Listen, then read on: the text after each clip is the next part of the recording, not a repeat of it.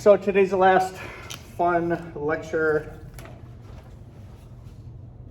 Let's see if I can get a better marker that I want to work with. This one.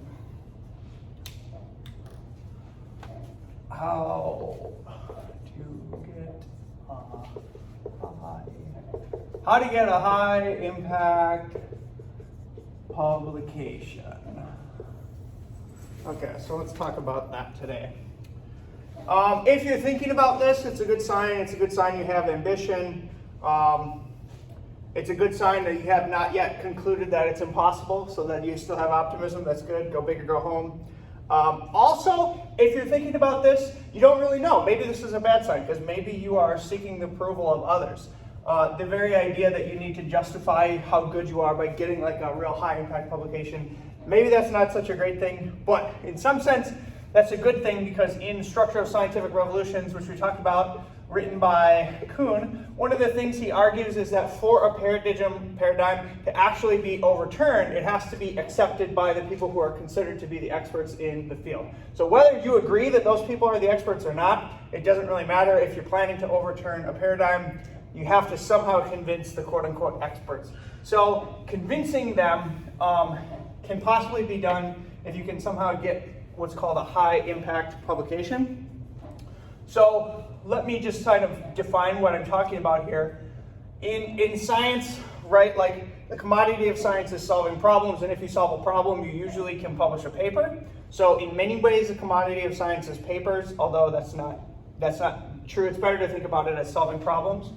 But if you get papers, you're going to see that there's kind of like a hierarchy of, I guess, prestige in terms of like papers. Okay? Maybe. So there's like a sliding scale of different kinds of journals. So there's journals that are considered what everybody calls their nickname is the CNS journals. This is like Cell, Nature, Science. These are like, if you get a publication in here, this is like winning the Super Bowl. This is like, they're the most prestigious, not necessarily the best, but the most prestigious journals, and they're world renowned. So every scientist in every country essentially is reading these publications, reading these journal articles. So it's very prestigious if you get in one of these top tier, quote unquote, CNS journals. And then underneath them, so these are like the top journals. They're ranked in terms of what is called like impact factor, and there's a lot of debate about whether the impact factor is real and like what constitutes it and how you measure it and whether it's valuable or whether it's not valuable. It's kind of controversial, but the impact factor of like something like Nature is like a 40, and I think Science is like a 30, and I think Cell is like a 30, something like that. So these are like the highest kind of quote unquote like impact, meaning you're going to get the most eyes looking at your paper. And then underneath these, there's kind of like CNSesque papers or publications, journals, which is like Nature has a bunch of like subsidiary journals like Nature Microbiology, Nature like Ecology Evolution, Nature like Nature Genetics, or probably like a Nature Genetics, something like that. There's like a whole bunch of like subsidiary, like underling journals, Nature Communications. I don't know if Science has any underneath. Cell certainly has some underneath. And then there's also, amongst this category, would be journals like PNAS, which is the Proceedings of the National Academy of Sciences. It's a very prestigious journal. eLife is a very prestigious open access journal. And so again, if the impact factor of these is like 30 to 40, impact factor of these sort of like underling journals is usually about like 10 to 30, I guess. The gist with these types of journals is you have to have like a broad appeal, because they're not niche journals. A lot of people read these, and so if your paper isn't sort of like broadly appealing to like a bunch of different fields, you don't really have a shot in there. And then underneath this, there's still good journals. Like there's still really, really good journals, but they're kind of like niche journals. So many times somebody might be doing research on a very, very niche subject. Maybe not many people know about it or are experts on it or do research on it, and they might have usually like their own particular journal. Like there's a journal, insect, biochemistry, and molecular biology. Like this is a pretty prestigious journal in our field, but it's a niche journal. It's about insects and biochemistry in insects. It's not like broad biochemistry that applies to everything. So usually these impact factors are usually like something like 2 to 6, something like that. The niche journals. P-loss pathogens is a pretty good one. That's impact factor 6. That's like, again, if you're working on things that are pathogens, but it's specific to a niche, right? That's the gist. And then they're underneath that, they're like kind of like what I'm calling like Wild West journals. Which are essentially like, you might go here for a few different reasons. Like you might, and it's not necessarily that the science is bad in the like Wild West journals. For instance, if you are rejected, which you can be for political reasons, maybe you were reviewed by somebody who doesn't like your work and is specifically rejecting your paper, not because the science is bad, but because they don't like you. Sometimes you'll see people in those situations go to like the Wild West journals and they're just like, okay, I'm just gonna publish this in a lower tier journal just to like get it out, just to like let people see it. So there's those journals.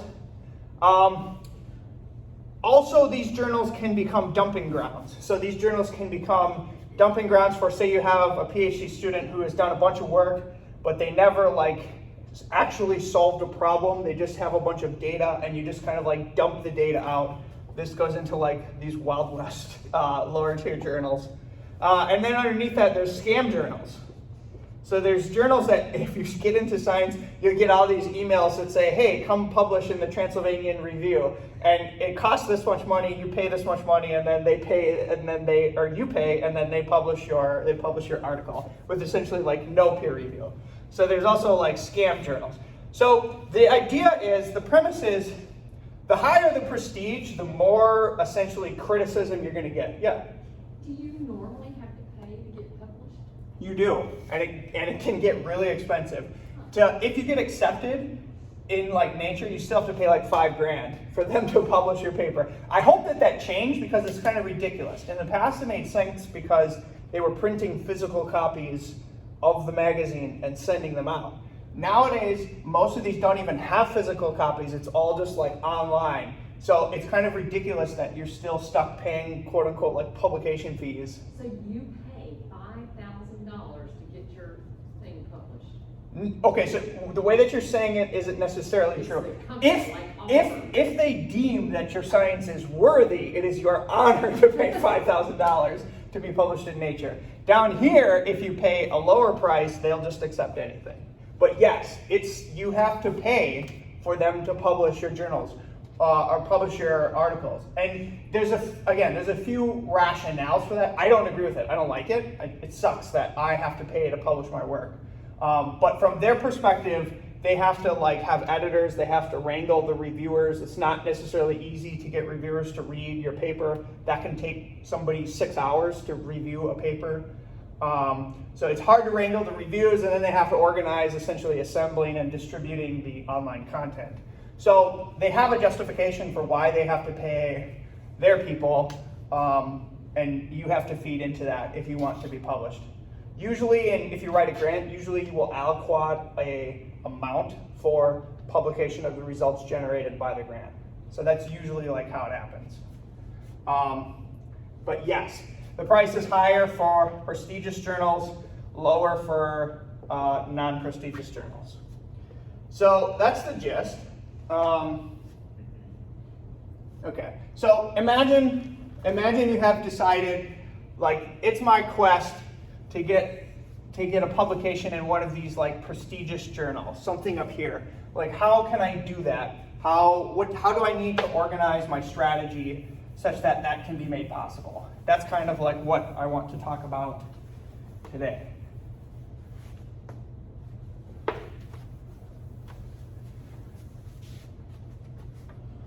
Okay.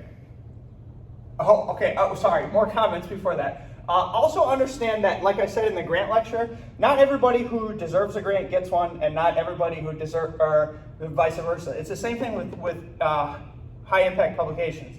Not every paper, just because it's in Science or Cell or Nature, is actually good. They have retractions too, and they have bad papers too, okay? And a lot of it can be political. So, for instance, Kary Mullis, who I've referenced before, who won the Nobel Prize for inventing PCR, he invented PCR and tried to publish the publication in Nature. It was immediately rejected, and so he published it in a lower tier journal. But Kary Mullis does have a Nature paper, which is a different topic, which he self-admits was trash. It was garbage. He writes this in his autobiography. So essentially, like, the Nobel Prize winning chemist, he admits that the paper that he actually did get published in Nature was terrible, and the one that actually was deserving was the one that was rejected. So just like keep that in mind, and also understand what you're seeking. If you're seeking this path, there's only pain that lies ahead, because the reviews are really painful, and it's kind of like trying to satisfy people who are never satisfied. So it's a very difficult path. Okay, but if you're on that path, you want to do that. The first thing you need to do is you need to make sure make sure the idea that you're working on is top tier. Okay, so by that I mean, if you go back again, watch the lecture on the ideas, like if your idea is not even your best idea, there's no way there's no way you're gonna get it into Nature, which is considered like the best ideas. So make sure at the very minimum, like, you're working on one of your top tier ideas. And if you want to figure out how this is, again, watch that, rank your ideas, collect your ideas, rank them, work on the top one. Another way to think about this is things that get in Nature are paradigm overturning, okay? So think about, like, what is the biggest question in my field? And it might be a niche field, but it might be like broadly applicable, okay? You really have to think about this. And also, if you're getting a PhD, you should be able to answer this question. You should essentially be able to be like, in my field, these are the biggest questions. And if you answer one of these biggest questions conclusively, you will get a high impact publication. Most people don't even have the courage to address the biggest questions. And it's interesting, what you will find in science is you will find people who pretend that they're addressing one of these big questions, but they will always do experiments that perpetually never answer the question, so they can keep writing grants and keep justifying getting funded based on the premise, if that makes sense. It's almost as if, like, it's in their interest to not answer the question. Because if you try to actually answer the question, you're putting your name on a hypothesis that is testable. And if it turns out that your hypothesis is wrong, then, like, what do you do from there? So people are actually kind of afraid to pursue the scientific method. But I think you should just ignore that, and you should always try to answer the biggest question and do everything you can to solve it. The other problem is, or the other thing you need to think about is you need to think about, okay, imagine you're addressing the biggest question. How can I actually complete it? Like, completely answer it. So some people will, like, address a big question, but maybe they're just trying to answer, like, a little piece of the puzzle. You're not gonna get into the top tier journals if you're just trying to tackle, like, little tiny chunks.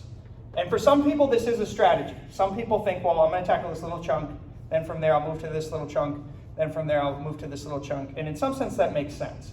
But some people also use this as a crutch, and they essentially can't think of a way to actually answer the question. Like, they can't figure out experimentally, like, what experiment do I need to do to answer the question? Or maybe the experiment that I know what I need to do, maybe I know what it is, but I don't have the technical expertise, so I'm not gonna do it. That's what some people will do, okay? So just make sure that if you want to answer the big question, you're actually thinking about feasibly, like, how can I actually experimentally answer it? Okay, the final thing I would say is, in the system, rising up in the system, right? I've talked about this. You're going to get paired with a PI, and the PI is going to have kind of like a specialty, and you're going to kind of like have to work on the stuff that the PI works on because that's what they have funding for, and that's what the PI does, okay? But I would just inform you, never assume that what the PI does is going to be like top tier science or is going to be nature-worthy science, okay? You essentially if you really want this, you might have to go out of your comfort zone and start kind of like a side project that might be something completely out of the field under which your PI works. You might need to like explore a little bit. Essentially, like, don't let yourself be trapped in the mindset of your PI. You might need to like move out and expand if you don't see a lot of fruit at the end of the tunnel that you're traveling. Okay. So it has to have, number 2, whatever your idea is, it has to have broad appeal. It has to be something like a computer scientist might read and be like, oh, that's interesting. Or a chemist or a physicist might read and say, oh, that's interesting. Because that's who's reading the nature journals. It's not just biologists or biotechnologists. It's chemists, it's physicists, it's computer scientists, it's psychologists, it's doctors, it's MDs, it's veterinarians, it's like everybody. So whatever your idea is, if you want it in the top, it has to have broad appeal, and that's where the style points comes in. Right? Like you have to be working on something that is cool. There's a couple ways you can do this. Study things that people love or fear. Fear is the biggest motivator. People are always interested in things that make them afraid. Obviously, you can imagine what recently has been in all the nature cell science journals is COVID stuff, right? When dengue was like exploding or Zika virus was exploding, that's what pops up. Things that people are afraid of are usually what people are getting published in the top tier journals. So that's one thing, or things that people love. So anything that's really, really cool with like honeybees will get in like nature cell science because everybody loves honeybees, everybody likes to read about honeybees. It sounds stupid, but like if you want to get in there, you have to do something that is like broadly applicable. Or broadly interesting to some level. The other way to do this, to have broad appeal, which has been one of my strategies, is to incorporate multiple systems in your like experimental questions. So later I'm going to talk about, again, convergence, the idea that you ask a question through different mechanisms and hopefully you get the same answer. Why? If you strategically pick different ways to ask questions that is incorporating multiple systems, you sort of broaden the interpretability of your data to other fields. So for example, in some of the high impact publications that I've had, we have data that uses yeast, we have data that uses biochemistry, we have data that uses transgenic fruit flies, we have data that uses mosquitoes, we have data that uses proteomics, okay? And all these things get combined together to make sort of like a compelling story. And the reason that this helps is because a yeast person might be interested in this.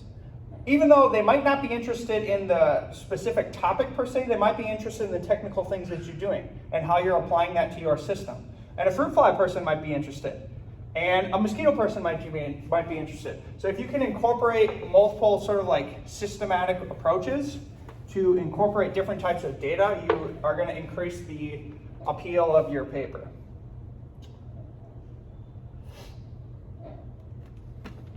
Okay.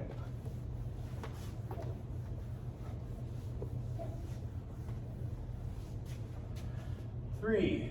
I've already talked about this, but it's one of the main points. You want to think about framing the research in what I call a completionist sense. That means, again, like, what's your question? How can you actually prove, beyond all reasonable doubt, the final answer to the question? without just chunkifying it and doing chunk after chunk after chunk after chunk. And if you can't do that, you have to be willing to move systems or models or labs to essentially like get the answer. Okay, like I was saying, don't let sort of like the expertise of your PI be a containing box that prevents you from answering your questions. You should always be thinking about, one of the things that I've always done in my career is you might be with a PI or a mentor who you like a lot and you get along with a lot, but you might be at a prestigious university. And one of the advantages of being at a university is there's so many people who work on other things here. So you might branch yourself out and you might say, well, I work for this PI, but I'm going to start going to lab meetings of PI number 3 just to get a sense of how they do things. And I'm going to explore their lab and ask if I can kind of like be around and meet people. So you always want to kind of like be branching out. Okay, you got to be willing to move so that you can answer your question in a completionist sense. And this is where most people fail. Most people are not willing to essentially like go where they need to go to learn the stuff or get the answers. Okay, you'll hear this quote which relates from this, which is follow the science. Again, this is where most people fail. Most people will ask a question, okay, and they'll get an answer A, but it's not necessarily the final answer, and then they'll realize, oh, this answer A means I have a new question about my topic, okay? And it might be that you need to go through a series of these to really answer like the final thing, which is A plus B plus C. That might be like your final answer, okay? That is publication worthy in a top tier journal. This is following the science. And what you're gonna realize is you might completely exhaust the utility of your system in answering A. So say you're a person, you work on plants, you work on a pathogen in plants, okay?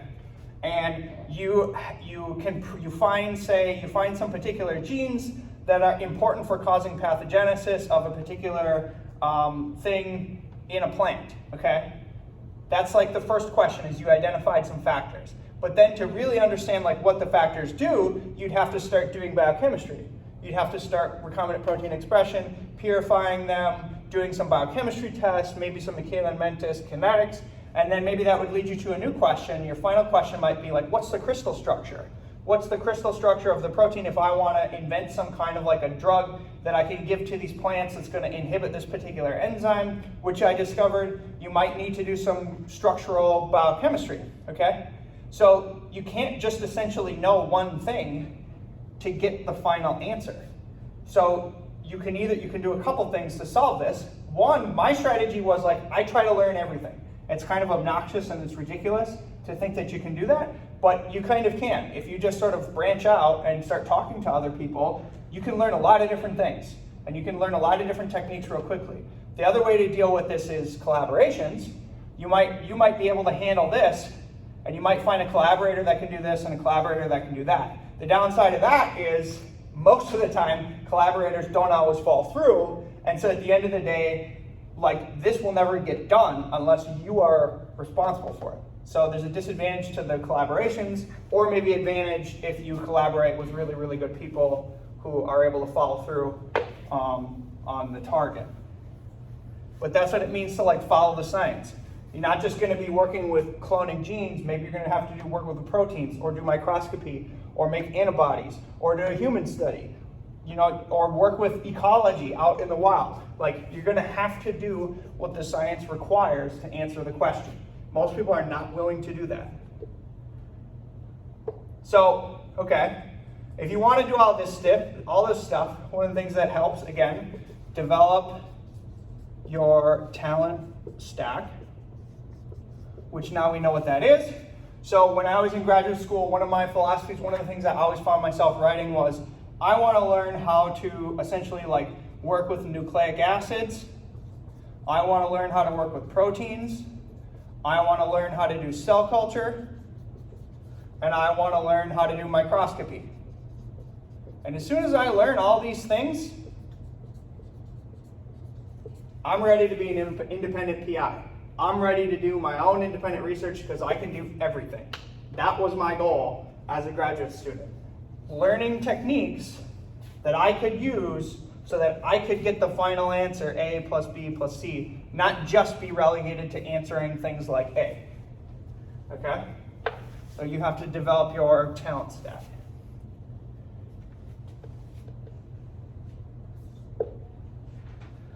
Okay, once you have your idea and you've decided your target and you're doing all these things, you need to stick to it for 5 to 10 years. If things that you see, I mean, there are certain cases where, again, if something's popular, like obviously the COVID research, nobody's worked on that for 5 to 10 years, like, because it just kind of like popped out.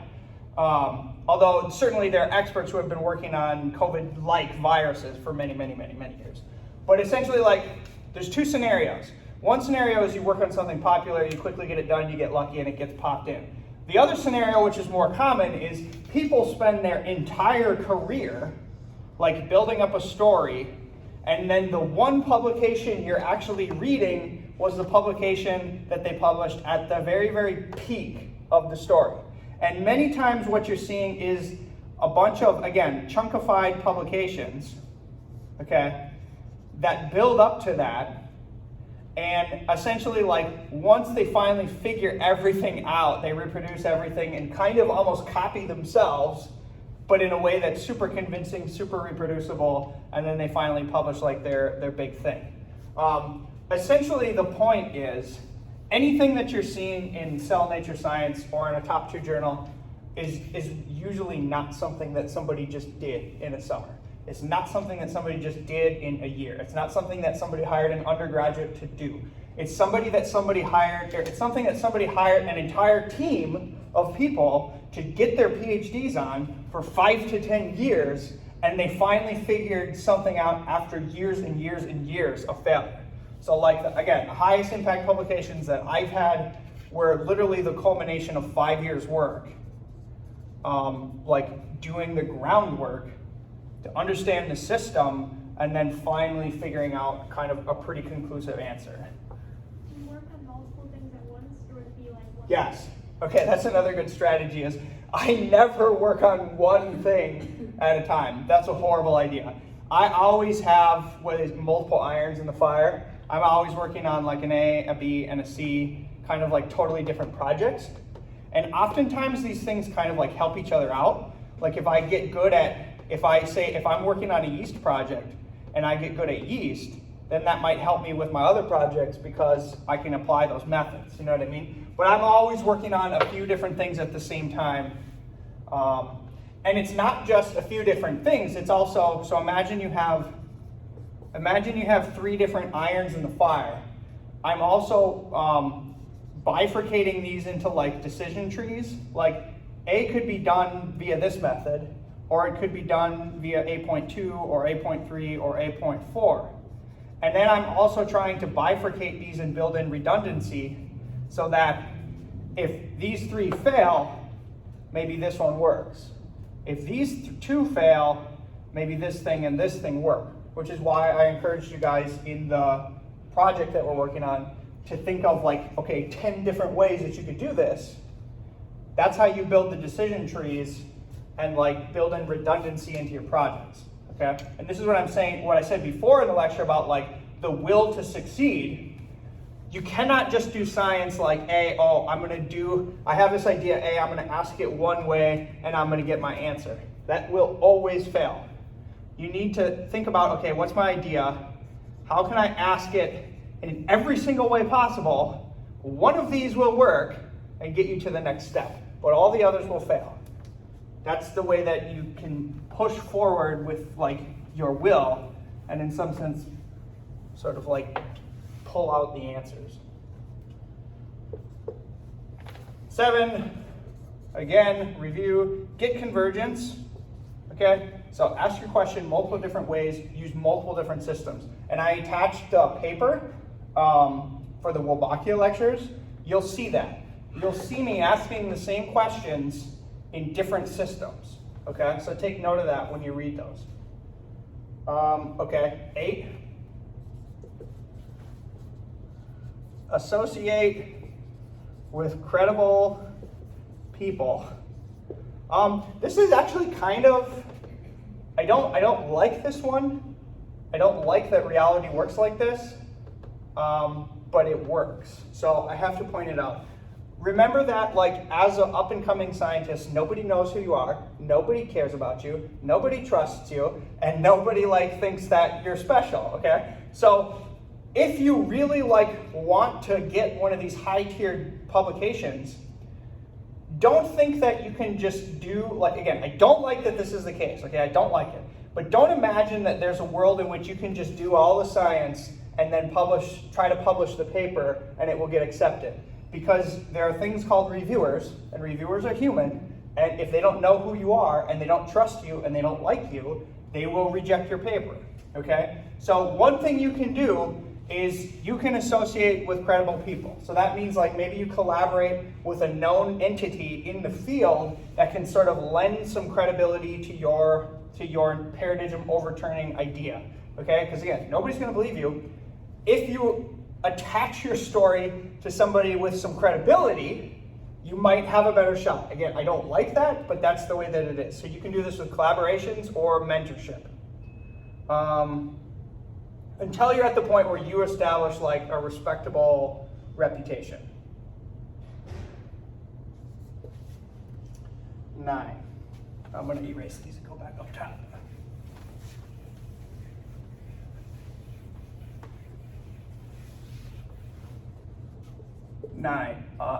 This is annoying, but it's true. There can be no holes. And I talked about this with the grant, like when people go out of their way to point out things that are wrong about their project, you're essentially like giving the reviewers a scab to pick at. If you want to publish in the top tier journal, there can essentially be like no holes in your story, in your science. You need to do all the controls. Every single control that you can think of, if it's something that you can think of, you probably have to do it. You have to address everything. If there's any sort of big, well, what about this? That's a criterion from which you get relegated to the CNSesque journals. So, like, you typically, when you look at the CNS papers, they essentially are holeless. You don't have any holes. And that can be, it's super difficult to do this. It's almost impossible.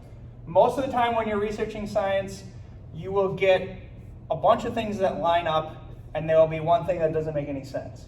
Oftentimes, this gives me comfort, because then I know that the authors are not forging their data, right? Like if I see some kind of anomaly or something that doesn't quite make sense, you know that it's legit.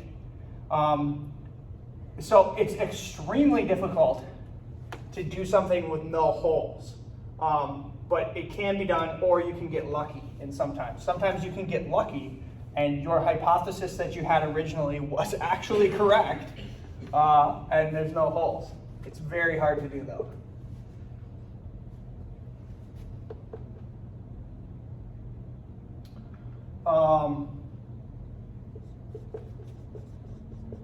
It should be simple. This is, again, where it might not be your fault, okay? So you might have the best idea on the planet, you might be doing all the research, and you might get all the answers, and you might solve all the holes, okay? But if it's so difficult, if the truth of reality is so difficult that you have to explain it by some kind of like, you see these like horrible, like hard to understand logical pathways. And maybe it's true, but if it's too complicated, it's not going to have broad appeal, and you will never get it even past the editor, okay? So it has to be simple. And so in many ways, again, in some cases, you can frame a question in a way where you're asking the right question and you're asking it in a simple or the simplest manner. That's what's going to be high impact, because people can understand it. If it's so complicated, it might be true, but that's a situation where, again, you get relegated to the CNSesque papers, the lower tier journals, because it's just too hard for some people to understand. And again, I'm not arguing that this should be reality. I'm saying from what my experience, this is what I've noticed. Okay, so these are all things you need to do like before you publish. Imagine you do all these things, you're ready to publish. Okay, what are some of the things you need to do? 11, you need to have amazing figures. Okay, half of your publication, when you publish a research article, you have a title, abstract, introduction, okay? And half of the content is words written. The other half of it is pictures. And people completely ignore like the data part of it, the data visualization part of it. And I think I have written down here something like if you're a dog person and you breed dogs, like some dogs cannot win the kennel club like championship, you know what I mean? Just because they don't look right. They're not like, they don't have the perfect qualities of the particular breed, okay? Not everything is beautiful enough to be published in the top tier journals. So that needs to be a part of it, okay? And this is one reason I like this is because this is something that you can control, okay? So like I teach a class, an entire class dedicated to scientific illustration. So like how can I take my data and present it in the most compelling manner, the most visually appealing manner, okay? And you can just imagine yourself, if you're a reviewer or you're an editor, and you get submitted something that might be true, and it might be a top tier idea, and it might be like, have no holes in it, but if you send it to the editor, and the images look like dog crap, they're gonna be like, these people are not serious, okay? And so they'll throw it away, or they'll relegate it to a lower journal. And the other thing that you can do, the other reason why I like this, is because if you have, say like, you might have some good science, but it's flawed, okay? If you have some good science that's flawed, this should still probably be published as long as you are like pointing out why it's flawed or where it's flawed. And one thing you can do is if you have good figures, plus good figures, you can usually like put this in a higher tier journal just because you have good figures. So it's a thing that like, it matters. It matters a lot how things look. And if you can do that, that will help you.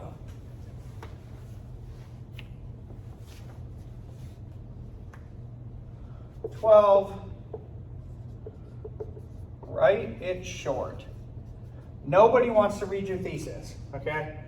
I've only read one thesis. It was Camille Paglia's thesis. Well, I've read other student theses, but I've never gone like out of my way to read like an entire thesis. Nobody wants to read long articles that are overly long, okay? Most science, and it's interesting, you work on 5 years for something, you could probably summarize all your discoveries in 1 to 3 sentences for 5 years worth of work. That's been true for me, and I would challenge anybody to like go up against my record. So like it doesn't have to be long, okay? And in most cases, it's best for it to be short. This means a couple things. It means short sentences. It means a lot of scientists, they think they get attached to their work because they work on it so much, right? Like they work 8 hours a day, if not more, 60 hours a week. They get attached to their experiments. And they think that every experiment is valuable, therefore, if they have a bunch of data, they should publish it all. That is wrong, okay? You get a whole bunch of data, A to N, okay? And most of the time, you need to now construct the paper, okay? So you need to, again, I have to be careful. You're not selectively not showing data. You show everything, but you can make things more prominent than others. So you might say, okay, my main paper is going to be constructed of figure A with data A, figure B, figure C, and figure D, and I'm going to show all this other stuff, and I'm going to talk about all this stuff, but it's going to go in what's called the supplemental data, okay? Not everything needs to be up front in the paper, okay? So oftentimes you'll say, this was like essentially like you'll chunkify things into the most important experiments that tell you the most.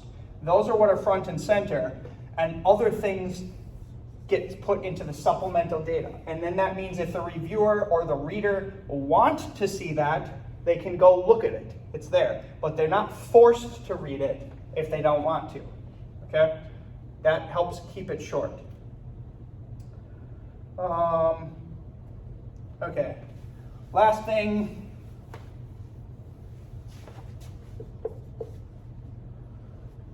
You have to get lucky. You could have everything right, which well, I didn't necessarily have everything, but in my experience, like you have to get lucky. You can have everything, and by lucky I mean the draw of reviewers. Just know, again, like I said with the grants, if you're trying to publish in a top tier journal, the most likely reviewer is your enemy. They're going to pull your enemy or your competitor. They will be your reviewer, okay? And if that happens, it's an unlucky situation. If they pull somebody that doesn't like you, that's an unlucky situation. Or perhaps you've done a lot to make yourself unliked, which was perhaps what I did. But there are situations where you just have to get lucky. And if you get lucky and you get 3 great reviewers who are not too harsh and they're positive mentality and they think about your research in a positive light, then you're good. But if you get just one of these that has sort of like a negative mindset about anything you've done, that's it. Okay? So you have to get lucky.